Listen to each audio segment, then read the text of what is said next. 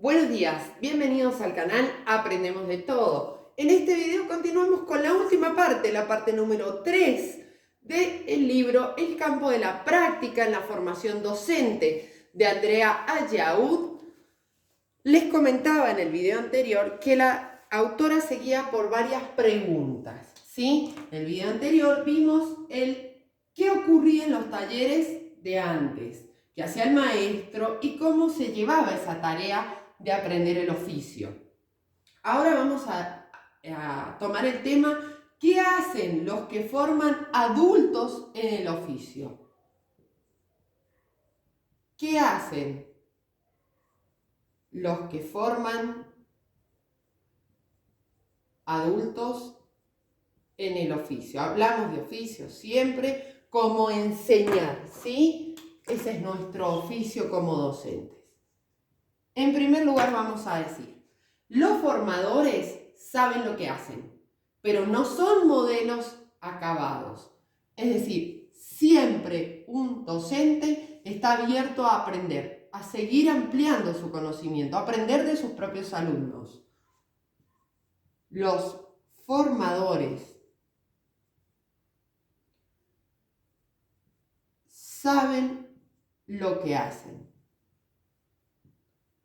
pero no son modelos acabados. Modelos acabados. Por otro lado, va a decir, los formadores ayudan, acompañan y enseñan. Los formadores ayudan, acompañan y enseñan. ¿En qué? En la obtención de las competencias. ¿Qué competencias? Las competencias técnicas y las competencias sociales. 3. A los formadores les gusta lo que hacen. Eso se transmite. Cuando a uno le gusta lo que hace, ya sea el oficio que sea, se transmite. Formadores les gusta lo que hacen. Último, el discurso de formadores es estable y apacible, porque están convencidos de que tienen algo valioso que dar, que legar, que dejar a otros, ¿sí? Recuerden que educamos para tener una sociedad de personas críticas, reflexivas, democráticas, etc. El discurso es estable y apacible.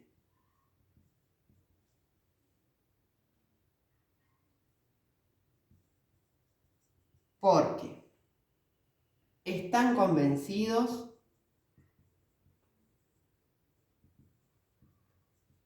que tienen algo valioso que dar, que legar, que dejar a otros. Bien, continuamos ahora con otra pregunta que realiza. Dice, ¿cómo se aprende a enseñar? ¿Cómo se enseña a enseñar? Fíjense qué profundo. ¿Cómo se aprende a enseñar? ¿Cómo aprendemos a formar a otros docentes? En ningún lugar, fíjense del texto que dice corregir, sino acompañar. ¿Cómo se aprende a enseñar? El alumno, ¿qué debe poner de sí para aprender a enseñar? Por un lado, el conocimiento de sus formadores, ¿verdad? Es decir, los docentes, no solamente de las prácticas, sino de todas las materias. Los conocimientos puestos al servicio de la situación de enseñanza. Los conocimientos puestos al servicio de la situación de enseñanza. Por otro lado,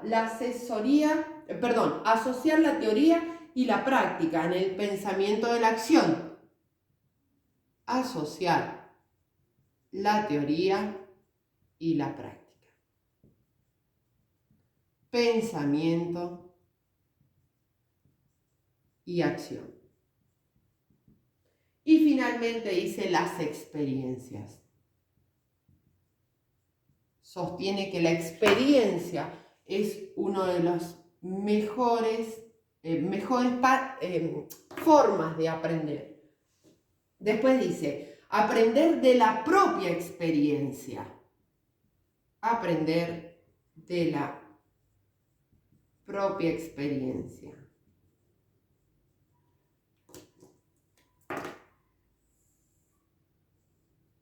Y ahí tomamos. Aprender haciendo. El docente aprenderá a enseñar enseñando. Aprender haciendo. El docente aprenderá a enseñar enseñando. Se trata de combinar la repetición y la imaginación, no caer en la rutina, ¿sí? Siempre ella habla de las herramientas estimulantes, de buscar alternativas, por ejemplo, la narración, da un ejemplo una autora sobre narrar, combinar la repetición y la imaginación. Si somos titulares de una cátedra, muchas veces nos pasa que año tras año damos los mismos autores, el mismo programa, entonces ahí es donde ella habla de la repetición, ¿sí? Y usar la imaginación es innovarse y no volver a repetir todos los años lo mismo. Bien. Si me permiten, borro un segundo para poder continuar. Recuerden que si tienen alguna duda pueden dejarla en los comentarios o algún texto o tema que necesiten. Dijimos, aprender de la experiencia de otros. Aprender de la experiencia de otros. ¿A qué se va a referir con esto? Va a decir, mostrar antes que explicar. Se trata de buenos maestros para aprender a hacer su propia obra, ¿sí? Y repetimos lo que dijo antes, no un modelo acabado, excelente, las hazañas de mi profesor. No, contar todas las anécdotas, experiencias que nos hayan sucedido. Mostrar antes que explicar. Se trata de buenos maestros para aprender a hacer su propia obra. Aprender a hacer su propia obra. Ese oficio de enseñar, ¿sí? A eso se refiere.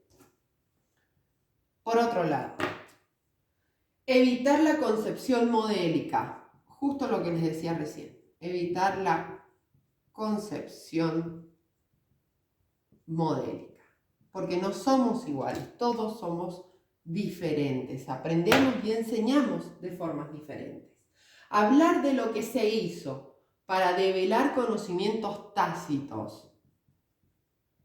Hablar de lo que se hizo. Contar nuestras experiencias como formadores, anticipar dificultades, Por ejemplo, si trabajan en una escuela que posee necesidades básicas como la alimentación, les va a pasar que a la escuela se entra a las 8 horas, pero hasta las 9 los niños no reciben la merienda.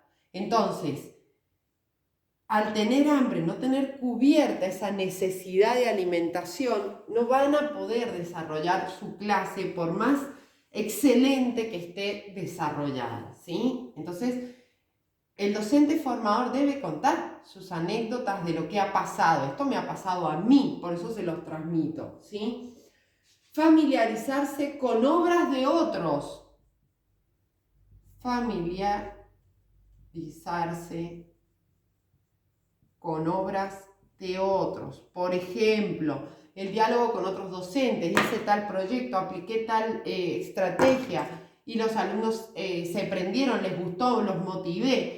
Entonces, no es que vamos a copiar, sino vamos a conocer para crear, para producir nosotros. Pensamiento pedagógico, que se fundan en problemas y situaciones prácticas resueltas en escenarios educativos. Es decir, el pensamiento pedagógico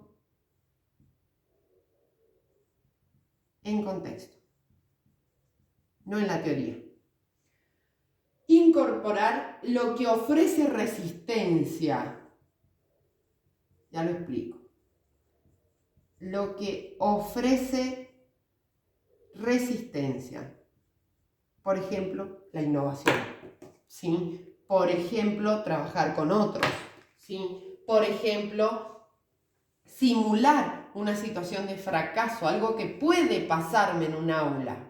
Bien, y finalmente, el último tema que trata es aprender juntos, porque la educación se va a construir en relación con otros docentes. ¿Cómo? Trabajo colectivo, siempre el trabajo colectivo. Por ejemplo, si trabajo la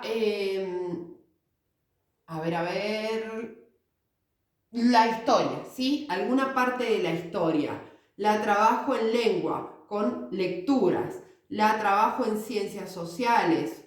La trabajo en educación artística o plástica, ¿sí? Este conocimiento, la historia, va a ser transversal a 3 áreas.